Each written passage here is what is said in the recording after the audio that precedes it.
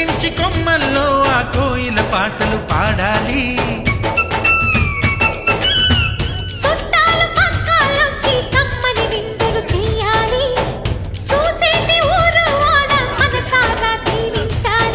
నలుగురు కలిసి చేతులు కలిపి మన కలలన్నీ పండించాలి.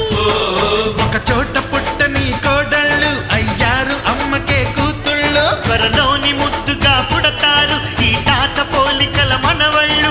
ఈ సంతోషాలు సరదాలే మా పండుగలు.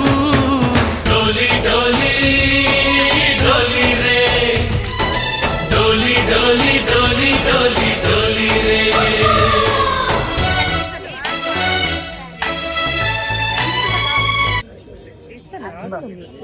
కాబట్టి బాలు గారు పాట పాడారు. నేను బాలు గారు వాయిస్ లో అందరికి శుభాకాంక్షలు తెలియజేస్తాను.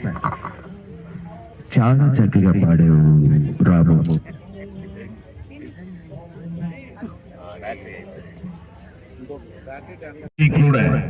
పేరు పేరున భోగి శుభాకాంక్షలు తెలియజేస్తూ ఈ భోగి మీకు భోగ భాగ్యాలను కలుగజేయాలని మీలో ఉన్న చెడుని వేసి పాజిటివ్ గా మీ అందరూ కూడా ముందుకు వెళ్ళాలని మనస్ఫూర్తిగా కోరుకుంటూ అందరికి భోగి మంట శుభాకాంక్షలు తెలియజేస్తూ సెలవు తీసుకుంటున్నారు కదా.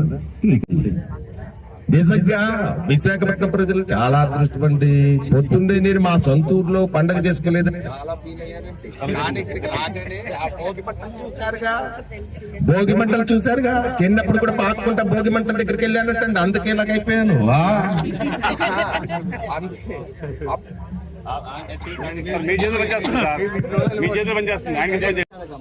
అంటే చిన్నప్పుడు నేను మామూలుగా గల్లగా ఉండేవాడిని. ఆ తర్వాత పాపకు మంటల్లో దగ్గరికి వెళ్ళిపోయారు. అప్పుడు కూడా ఇలాగ ఒక ఇంటర్వ్యూ తీసుకుందాం అని చెప్పి నా దగ్గర ఒక విలేకరు వచ్చారు. ఇంటర్వ్యూ ఇచ్చేదాకా అటువైపే తిరిగి చెప్పండి అన్నారు. ఇంటర్వ్యూ ఇలా అయిపోయింది. అది తెలిసి వాస్తవానికి ఏదైనా కలర్ కలర్ ఇంపార్టెంట్ కాబట్టి నేనేది సరదాగా అన్నాను. కానీ ఆ అగ్ని సాక్షిగా మనం ఏ పని చేసినా అగ్ని సాక్షిగా చేస్తాం. ఇద్దరు పెళ్లి కదా అగ్ని సాక్షిగా జరుగుతుంది. అలాగే ఒక సంతోషంగా ఉంది.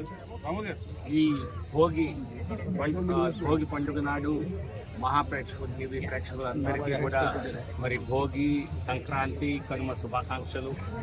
ఈ మంటల్లో చెడుని గత సంవత్సరం కలిగినటువంటి చెడును కానీ నెగిటివిటీ కానీ విడనాడి మంచి జరగాలని దేవుణ్ణి ప్రార్థించడం జరిగింది. అలాగే ప్రధాని నరేంద్ర మోదీ